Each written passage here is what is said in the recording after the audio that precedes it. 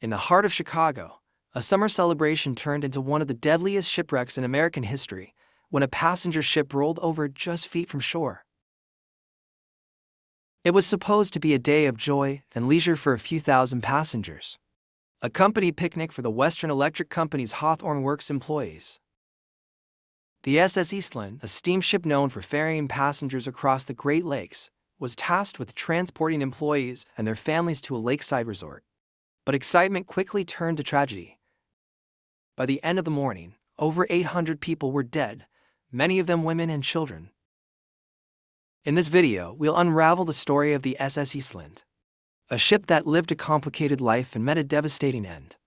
Along the way, we'll look at what the disaster tells us about early 20th century Chicago, the rise of working-class leisure culture, and the high human cost of ignoring warning signs. Welcome to Shipwreck History. The early 20th century was a transformative time for Chicago. The city was rapidly expanding, fueled by industrial growth, immigration, and a booming working class. Factories, steel mills, and electrical companies provided steady jobs to thousands of workers, many of whom were new immigrants from Europe. As cities grew, so did the demand for recreation and leisure. For families who spent long hours in crowded tenement housing or factory floors, company outings became cherished events, a rare opportunity to enjoy time away from the grind. One popular way to relax was through day trips on passenger steamships, which ferried workers across Lake Michigan to nearby beaches or resorts. Companies like Western Electric, the organizers of the Eastland's fateful trip, often chartered entire ships for these outings. It wasn't just about relaxation. These trips helped foster camaraderie and loyalty among workers. A picnic by the lake wasn't just a luxury, it was a part of the emerging leisure culture for the working class. But while these steamship excursions were beloved by many, the industry's safety standards were still developing. Passenger ships were increasingly relied upon for both transportation and leisure, but oversight varied and safety was often sacrificed for profit. Steamships of the time were more focused on passenger capacity and comfort than on stability or safety measures, especially in inland waters like the Great Lakes. The SS Eastland was built in 1903 specifically for passenger excursions on the Great Lakes. On paper, it was designed to be a luxury steamship, capable of carrying large crowds for short, scenic voyages across Lake Michigan. But from the moment the Eastland launched, problems emerged. The ship was built with narrower dimensions and a higher center of gravity than most ships of its class, making it prone to instability. Even on calm waters, passengers noticed that the ship would list alarmingly to one side. Mechanical failures also plagued the vessel during its early voyages, frustrating operators and raising safety concerns. Several adjustments were made to the ballast tanks to improve the ship's balance, but these fixes were often temporary and didn't address the underlying design flaws. By the end of the Eastland's first year in service, it sustained minor damage from a collision with the tugboat, the George W. Gardner, at a dock in Chicago. It had also quickly developed the reputation as a top-heavy ship, a vessel that could capsize if too many passengers gathered on one side or if cargo was unevenly loaded. This dangerous tendency was well known among both crew members and some frequent passengers, but the Eastland was still popular for corporate events and summer excursions. For many, the thrill of a fast ride across the Great Lakes outweighed concerns about safety. Over the years, the Eastland changed hands multiple times, with new owners hoping to capitalize on its popularity, despite its flaws. Each new operator promised that minor adjustments would improve the ship's stability, but the Eastland's design problems remained unsolved. The owners prioritized profit and passenger capacity over safety, as summer excursions proved to be extremely lucrative. The Eastland's speed was also a selling point, earning it the nickname the Speed Queen of the Great Lakes. But speed and style weren't enough to mask the ship's increasing safety risks. Passengers often noted the unsettling way it would rock even in mild conditions, and maritime inspectors raised red flags about its long-term viability. The final blow came after the sinking of the Titanic in 1912, and the passage of new laws requiring more lifeboats and life-saving equipment on every passenger ship, even those operating in calm inland waters like the Great Lakes. In the rush to comply with these new laws, the the Eastland's owners added extra lifeboats to the ship's upper decks. For a vessel like the Eastland, this was a logistical nightmare. Already prone to listing, the addition of heavy lifeboats, life vests, and emergency rafts to the upper deck only worsened the ship's balance issues. Instead of making the vessel safer, the new regulations pushed the Eastland closer to disaster. Inspectors and engineers warned that the changes had made the ship dangerously unstable. But nothing was done to correct the problem. As corporate outings grew more popular, the Eastland continued to operate with hundreds of passengers on board, despite growing concerns from its crew and inspectors. The ship's owners gambled with each voyage, hoping they could avoid catastrophe by keeping the vessel running smoothly. But the perfect storm of design flaws, rush regulations, a top-heavy design, and an obsession with profits meant the Eastland was a disaster waiting to happen. And on July 24, 1915, that disaster would strike with unimaginable force. It was supposed to be a joyful day. The Western Electric Company had organized a massive employee picnic, with over 7,000 workers and their families preparing to board several excursion ships for a fun-filled day across Lake Michigan.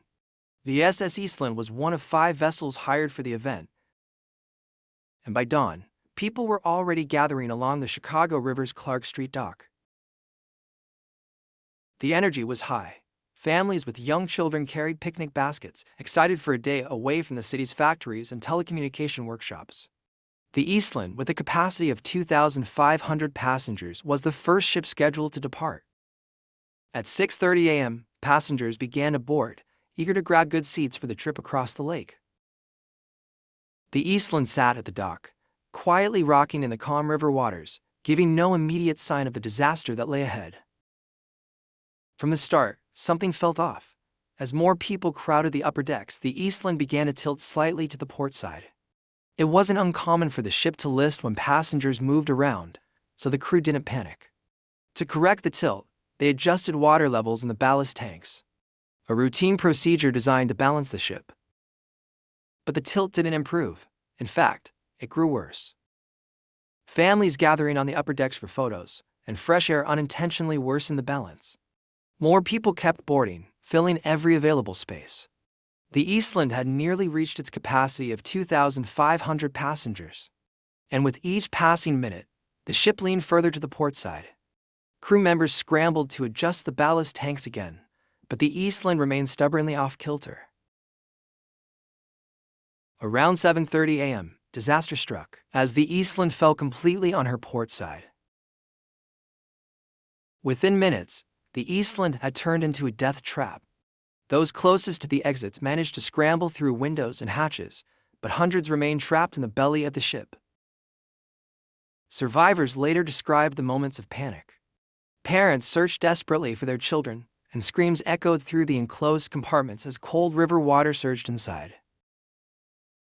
As the tragedy unfolded, panic spread across the docks. Nearby tugboats and small vessels immediately sprang into action, steering toward the overturned ship to pull survivors from the water. Civilians on the dock also rushed to help. They threw ropes, life rings, and anything that could float to the desperate passengers floundering in the river. Some brave individuals even jumped into the murky water, attempting to rescue those trapped beneath debris. Many of the survivors clung to the exposed side of the capsized ship, waiting for rescuers to pull them to safety. Tugboats worked quickly to pull as many as possible from the water, but the sheer scale of the disaster overwhelmed early rescue efforts. Within minutes, it became clear that the Eastland had become not just a rescue mission, but also a recovery operation. Recovery efforts began almost immediately after the initial wave of survivors were pulled from the river. With so many passengers trapped below deck, divers were called in to search the ship's flooded compartments and were met with a grisly scene. Entire families were lost in a matter of minutes. The city quickly set up makeshift morgues and warehouses along the riverbank, where bodies were laid out for identification. For many, it was a day that would change their lives forever. The efforts that day were heroic, but the scale of the tragedy left a permanent scar on those who witnessed it. As the last of the victims were pulled from the wreckage, the city of Chicago began to grapple with the enormity of the loss, one that would be remembered for generations. The shock of the Eastland disaster spread quickly across Chicago and beyond. How could a ship, barely a few feet from the shore, capsize and claim over 800 lives in just moments? Anger, grief, and disbelief consumed the public. Families of the victims demanded answers, and newspapers were flooded with harsh criticisms.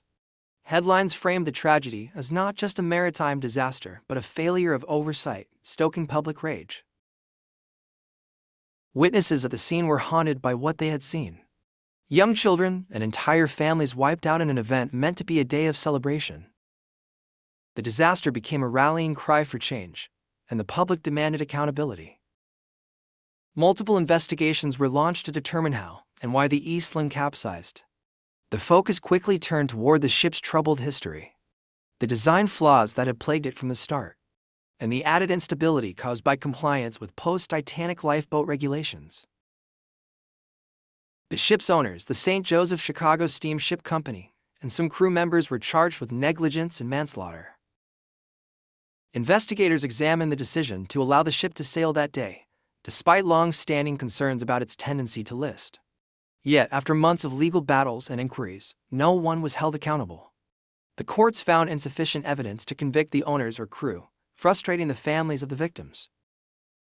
As blame shifted from individuals to systemic issues within the maritime industry, the disaster exposed problems with regulatory oversight and lax enforcement of safety standards. Officials concluded that the Eastland's design flaws, overloading, and improper ballast management created a perfect storm for disaster, one that could have been prevented with stricter safety protocols. The public outcry from the disaster forced lawmakers to confront the flaws in maritime regulations. The tragedy resulted in heightened enforcement of passenger limits, stricter design requirements for ships, and more comprehensive inspections. Some of the safety improvements included better training for crew members and clearer protocols to prevent dangerous tilts. In the aftermath of the disaster, the Western Electric Company provided $100,000 for relief and recovery efforts and to compensate family members of the victims. Remarkably, the Eastland story didn't end with the disaster. Shortly after the tragedy, the ship was turned upright, pumped free of water, and sent for repairs. Despite the loss of over 800 lives, the Eastland was repaired and returned to service, a decision that shocked many. Given its tragic past, one might expect it to have been scrapped, but it was instead repurposed for military use. In 1917, as the United States entered World War I, the Eastland was acquired by the U.S. Navy. It was renamed the USS Wilmette and served as a training vessel. The ship found new life preparing sailors and recruits for military service. Ironically, a vessel that had once been the site of disaster now became a tool to strengthen naval readiness. By the late 1940s, the USS Wilmette was no longer needed. Decommissioned and scrapped in 1946, it faded from public memory, its parts dismantled, its presence gone. Though it served the military for decades, the Eastland's name remained linked to one of the darkest moments in Chicago's history. Though the Eastland disaster claimed more lives than the Titanic's sinking in terms of American fatalities, it never achieved the same level of public recognition. Part of the reason lies in its proximity to shore. The ship capsized just feet from land, which lacked the dramatic allure of the open ocean tragedies like the Titanic or the Lusitania. Additionally, many of the Eastland's victims were working-class immigrants whose stories often went untold in the larger historical narratives of the time. The Eastland was also overshadowed by the onset of World War I, which began just weeks after the disaster, shifting national attention to global events. Another reason for its obscurity lies in the aftermath of the event itself. There was little accountability, and the owners and crew faced no significant legal consequences. Without a clear villain or a singular hero, the disaster faded into history. In more recent years, efforts to commemorate the victims have grown. Plaques and memorials have been installed along the Chicago River, including one at the site where the Eastland rolled. The Chicago Maritime Museum houses exhibits dedicated to the tragedy, featuring photos, artifacts, and survivors' accounts. In some families, survivors' stories were passed down through generations, keeping personal memories of the disaster alive. These accounts paint a vivid picture of the lives lost and those who narrowly escaped. While the tragedy didn't receive the same immediate recognition as other maritime disasters, these personal stories ensured it would not be entirely forgotten. As we look back on the story of the SS Eastland, the tragedy serves as a lasting reminder of the importance of safety regulations and the human cost of ignoring early warnings. The ship was known to be unstable, yet those concerns were not addressed until it was too late, resulting in one of the deadliest maritime disasters in American history. It's a painful example of how oversight, or the lack of it, can lead to devastating consequences. Let us know in the comments what you think about this story. If you enjoyed this video, don't forget to like and share, and subscribe to our channel for all things shipwrecks. Until next time, keep exploring.